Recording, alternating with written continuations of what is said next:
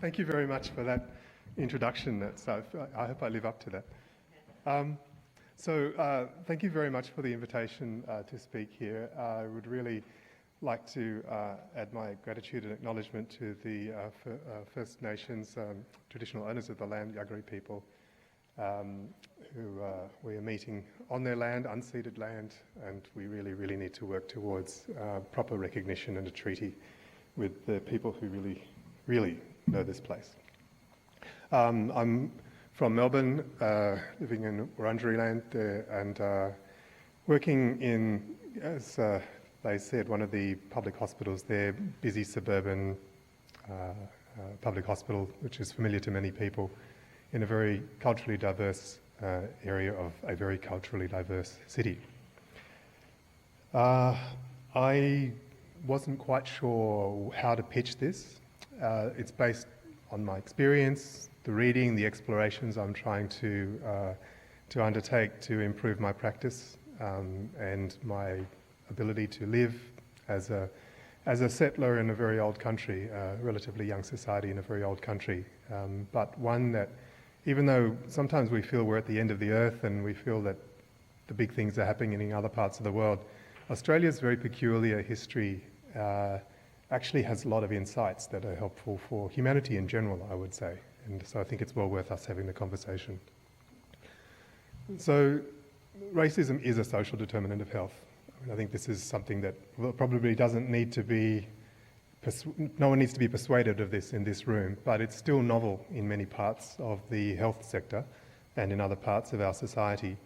And to say that it's a social determinant of health means that it's a social phenomenon that affects people's health. It seems very straightforward. But how does it do that? This is a diagram of the redlining that occurred in the United States, where there was a policy to make some parts of the city available for purchase and residence to some members of society and to exclude others, so that the property values would be maintained and that the people who needed to make the money could continue to make the money. So what that meant is that black people, African American people and other non-white people were able to purchase or live and work in some areas of the city and not others. And those parts of the city's services were not as good, whether it's education, infrastructure, health. And so that piled on inequalities which are still with us today. In the United States, as here, there is multi-generational disadvantage, which is very clearly racially demarcated. And it comes from decisions like this, made in boardrooms, made in government offices to maximise profit for some people at the cost of other people's lives. That's a manifestation of something which has been going on for several centuries. It's not something that's been there forever. And I guess it's important to recognise that this is not a natural phenomenon. It's not just the way things are. It's not something that's always been. It has a history. It has a history of the expansion of Western European commercial and military enterprises into the Americas at the cost of a great deal of suffering for a lot of people everywhere, but mainly for the people who were living in the Americas and whose land was taken away, whose populations were decimated by disease, and whose societies and cultures were almost erased.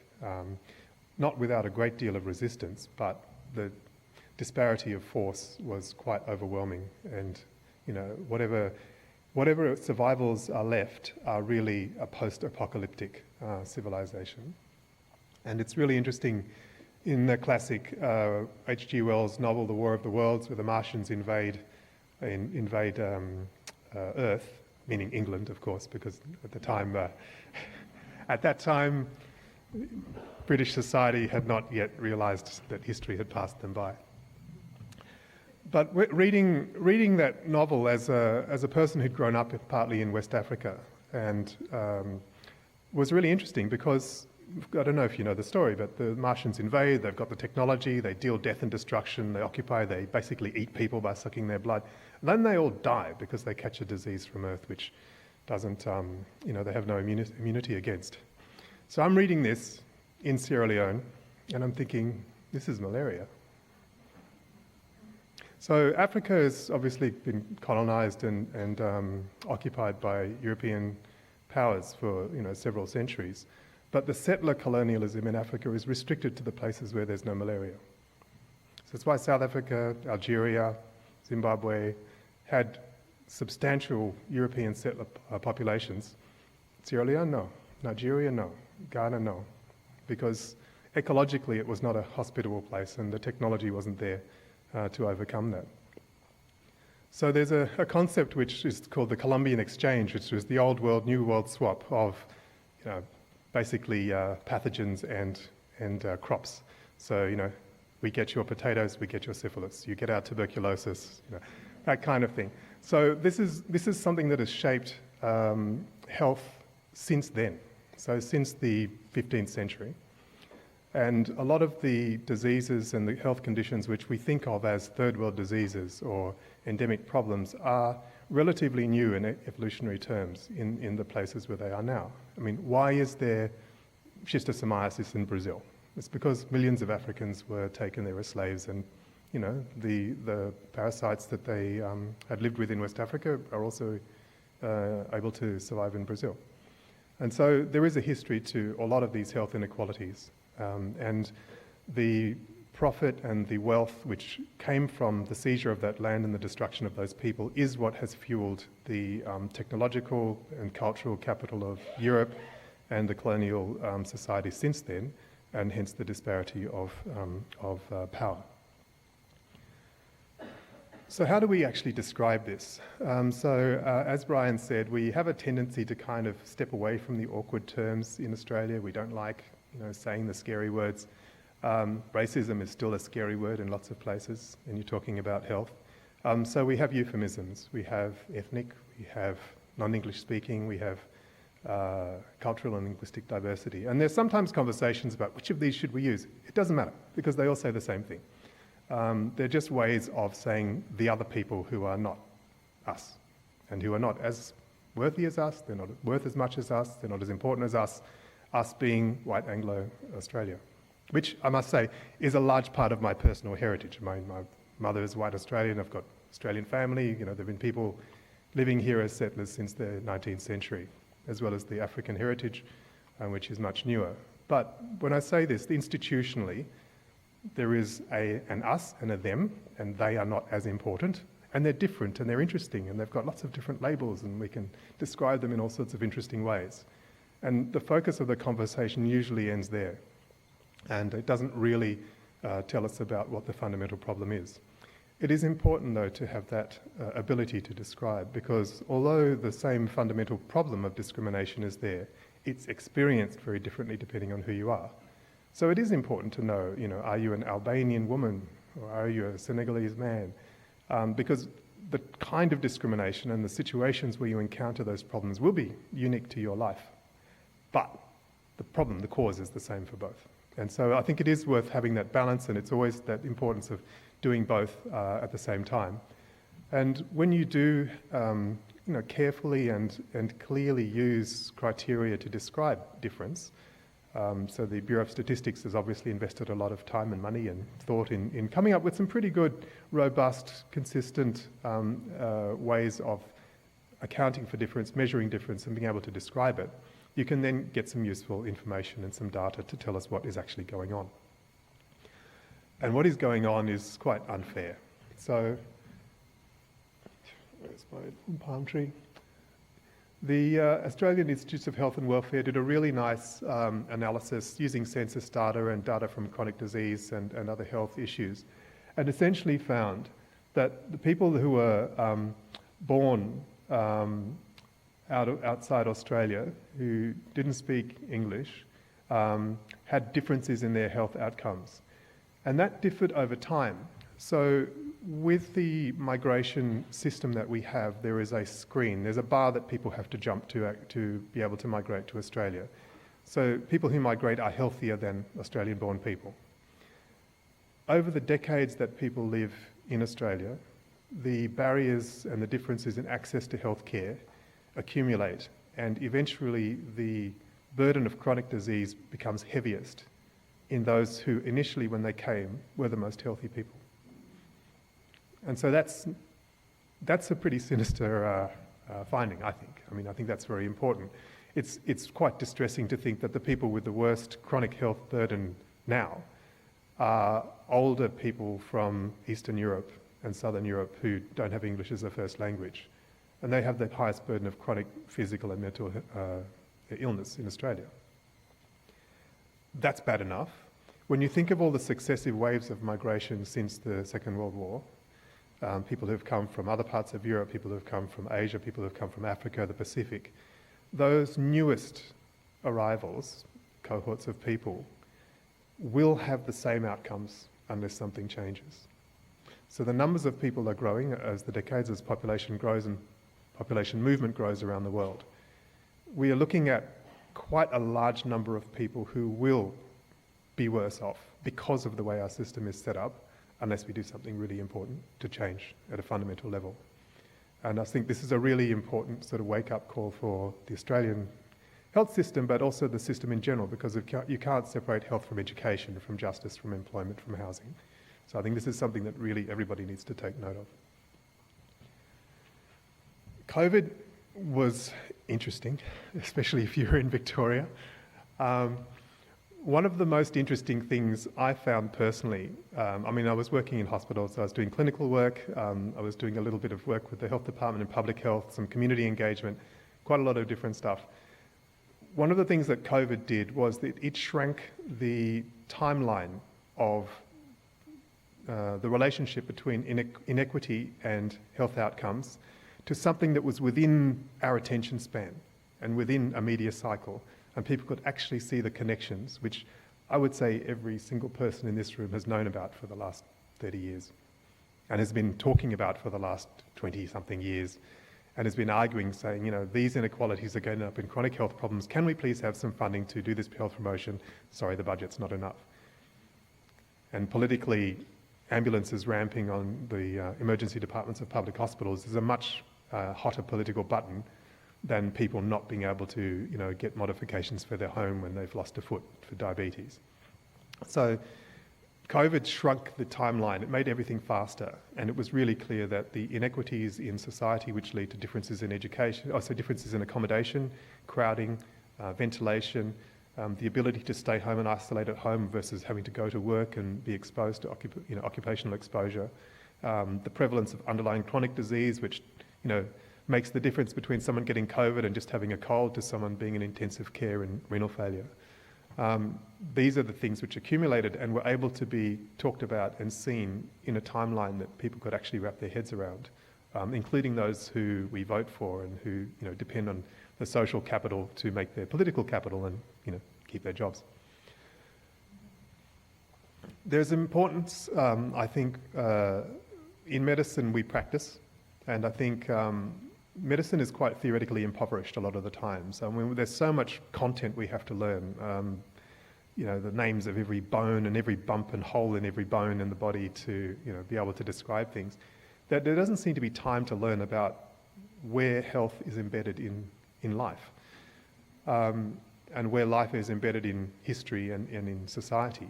And so a lot of the last few years I've been trying to read and trying to catch up with stuff that I really feel I should have been taught. But there's too much to anyone to teach you in an undergraduate course. But even it would have been nice if people had even mentioned that this kind of work existed, that these kinds of ideas and these questions are important, just to give a bit of context to what I'm learning about physical health and mental health. So the fundamental cause theory is really, in its simplest terms, is just saying that social inequality causes illness. That's basically what it is. And that the only way to reduce illness and prevent those conditions from occurring is to fix the social inequality. Because if you don't, if you focus just on one of the illnesses, you might reduce the incidence or the complications of that condition, but the people will get something else that's just bad in a different way until you actually address the inequality that's causing them to become ill in the first place or preventing them from staying well. And that's to do with health promotion, it's to do with literacy, it's to do with good diet, it's to do with being able to get to good food and being able to work in a safe job. Settler colonialism and white supremacy is what makes Australia, Australia. That's literally true. Australia is part of a group of countries which are basically from the English sort of imperial adventure. There are, of course, there is Portuguese and Spanish and French, similar, regions of the world. It's even been formalised in the Five Eyes arrangement. I don't know if anybody's seen that popping up in the media from time to time. It's sort of intelligence sharing and information sharing amongst like-minded countries, which are the UK, United States, Canada, Australia, New Zealand. Does anybody see the commonality here? It's quite obvious. It's quite obvious what is going on. And the white supremacy part came with slavery, came with that early commerce in human beings, which occurred, from the 15th century onwards until the 19th century, which coincided with the development of capitalism, which coincided with the technological advances in shipping and communications and finance. So that whole cultural complex, which developed in a particular region of the world, expanded, you could almost say metastasized around the world, to become so dominant and so clearly the way things are done that we don't even see it most of the time until we stop to think and say, this is actually a culture, it has a history, it has its quirks, its peculiarities, and this is why things are the way they are. We're talking now about intersectionality, and it's good to see that is being talked about now. It is that you cannot just treat race, you cannot just treat class, you cannot just treat gender, and you can't even just add them up, because the combination of those factors in a person's life makes it complex. And again, I like to simplify things down, but I get too many words in a row. I like them, but I can't do anything with them. Intersectionality for me is the combination of inequity and injustice. And it becomes complex. So complex inequity and injustice is intersectionality. And it means that you can't just focus on one thing, because everything else will change around you and you'll lose where you are.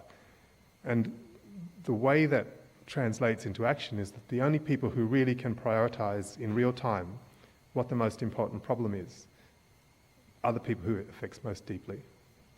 And because of the inequality and the way things are set up, they're usually the ones who don't have the seat at the table, and they don't have the casting vote when decisions are made. And the really important thing is to flip that, because otherwise we are always behind. We're always too late. We always come running up and saying, oh, we've just found something really important about health. And people go, yes, we've been telling you this for the last 10 years. And now you're trying to catch up, and there's new problems now. So another of the really kind of baked-in paradigms of our world now is nationalism and national borders. All of us here are, crossing multiple borders. We've got life histories across multiple borders. This again is something that has a history.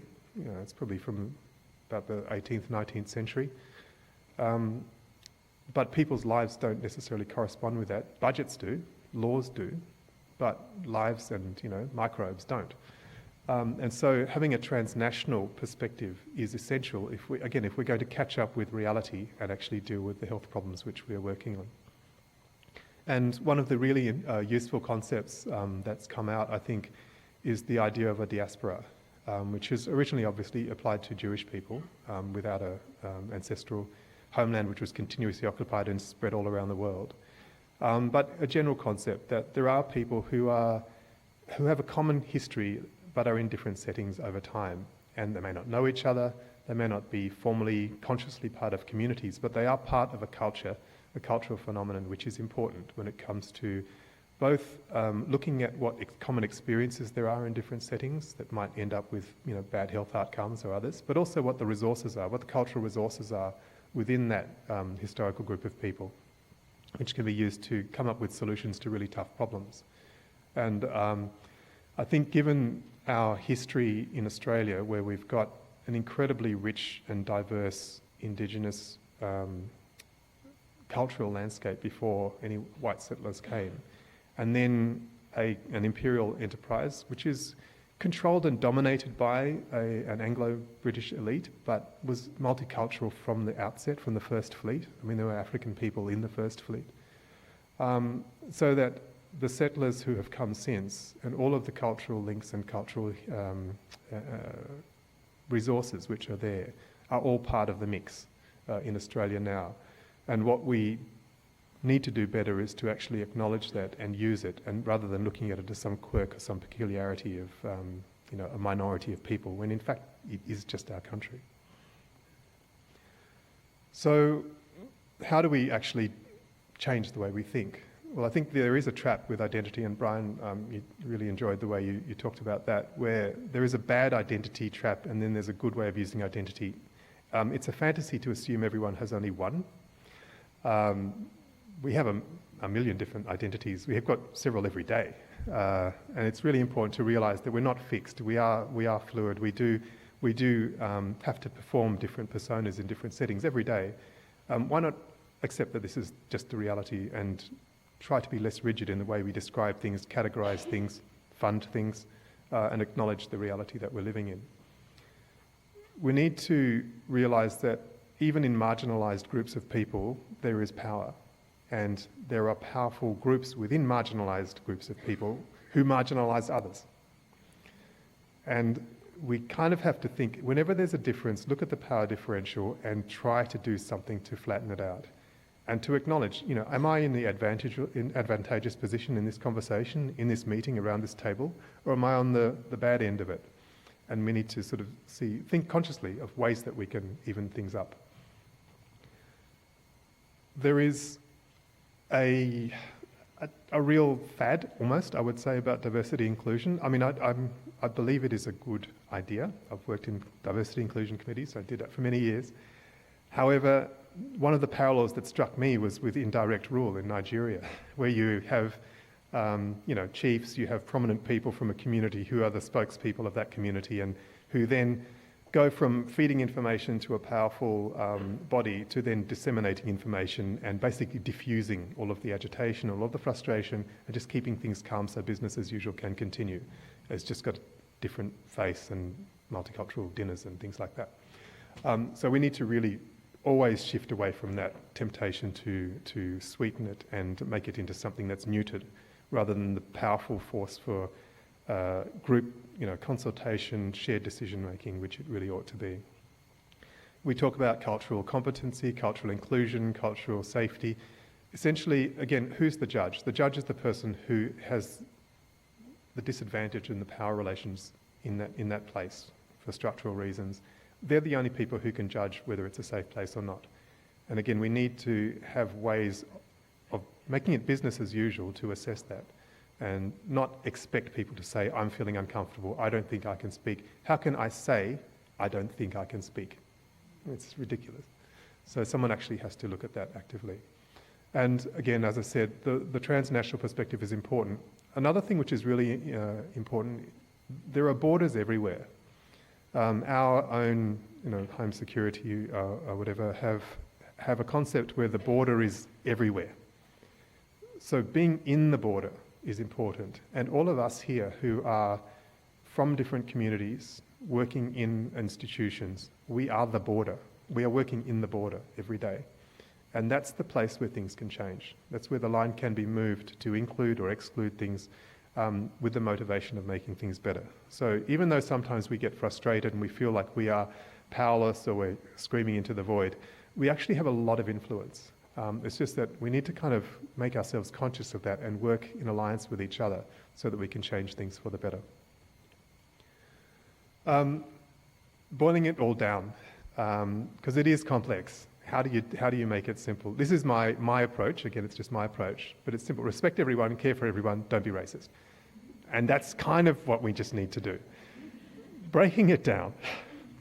Respecting everyone means taking everyone as a fully valid person, community group, people with an intrinsic worth that is not dependent on how much use they are, how much money they generate, how much profit we can make from them. They're not consumers. They're just people who are worth something because they're people. That's the starting point. The Nine Towers lockdown that you mentioned, Blaise, one of the worst thing about that was that people were not considered people. They were considered a problem. They were not given any agency, any dialogue. They were just made to do things by force. which they probably would have agreed with if it had been done in dialogue, and would have done it in a much more competent fashion, rather than the crude, damaging way in which it was done. So respect, it comes first. Care for everyone. So actually, we were asked, what is care? Care is actually, does it matter to me how you are? Yes, it does. And it doesn't matter where the line is. You know, if there's a line between us, we should jump the line, we should redraw the line so we're on the same side of it. You know, is that the individual versus the public? Is it, do we pay attention to preventing illness or to treating illness? Are we white? Are we culturally diverse? Are we a citizen or are we a foreigner? All people. And those differences are important, but they shouldn't get in the way of care. And sometimes the difference is a useful difference to focus our attention on doing something useful. But if it's not a useful difference, rub out the line and draw it somewhere else. You know, why did we throw thousands of international students into poverty during a lockdown and force them to work in dangerous, unsupervised jobs where they had to be in contact with people they couldn't tell anybody, while we're trying to control a virus that depends on, you know, limiting and controlling contact? Because of that them and us mentality, it was actually really damaging. Why did we exclude thousands of people from coming to Australia? Because we wanted to keep the virus out, and then suddenly find we've got an employment crisis in healthcare. We can't get enough staff to do our jobs. Why do we concentrate on the occupational violence and aggression as dangerous people, dangerous patients, when those are people who have got stressful lives and we still have to care for them? It's how do we care for people? How do we make it an environment where people don't feel they have to communicate by throwing chairs at the walls? And how do we make it possible for us to do our jobs without burning out? How do we care for our staff so that they can care for the patients and not expect them to go over and above just to do a normal day's work? Enough staff, good conditions, enough space in the material that we need to do our job. And don't be racist. So racism is categorized, it's a labeling, it's a taxonomy, it's a way of objectifying difference so that you can control it.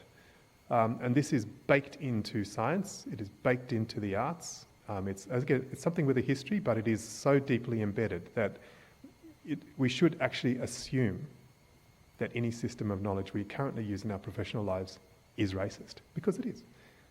Doesn't mean we can't change it, but if we deny that that's the case, then we are lost from the very beginning. Because all of the categories that we unthinkingly use in describing different groups of people and cataloguing them were developed in an imperialist, white supremacist environment in Europe in the 19th century particularly. And that's where our medicine, that's where our social science comes from. We're now realising that this is the case. We need to keep the good and throw away the bad, but we need to realise that there's a problem. And that the knowledge that we use has been built by the abuse of power historically. And it doesn't mean we can't use it, but we need to know where it comes from so we can understand the dangers of it. All of our radiation safety guidelines originate in the nuclear bombs that were dropped on Hiroshima and Nagasaki. I mean, how do we know what a safe radiation dose is? It's because hundreds of thousands of people died. And we know where they were, what their dose of radiation was, what problems they got. And that's how we know, when it's safe to get a CT scan, when it's safe to get a scan in a hospital. And everything can be co-opted. So whether it's intersectionality, whether it's diversity and inclusion, any and all of the methods of thinking, methods of critique and practices which we are using to rectify inequity can be bought, can be sold, and then can be used as means of control and denaturing and taking all of the danger out of the situation so that the status quo can continue. It happens all the time, every day. It's a constant threat, and we just need to be aware that we can easily be part of the problem even if we're doing the same thing all the time. This is a quote I like because, again, it's just that mindset. I'll read it out to you. The empire was simply the known area, and who controlled the known area. Out beyond the known area of the empire, you come to some very dangerous people, and beyond there, you come to dragons, and beyond there, you better not go. So that's the mainstream. That is the people that went out and controlled the world to make money. But if you're on the other side of the frontier, if we are the dragons, right? We are the people that got, people came and and occupied where we were or brought us to somewhere else for that profit. But there's power in that. There is a lot of power in being a bit odd, not fitting into the category, not knowing which box to tick in the demographic categories on the form. And so we just do need to remember the power that we have. So thank you very much for indulging me in that. Have a good morning.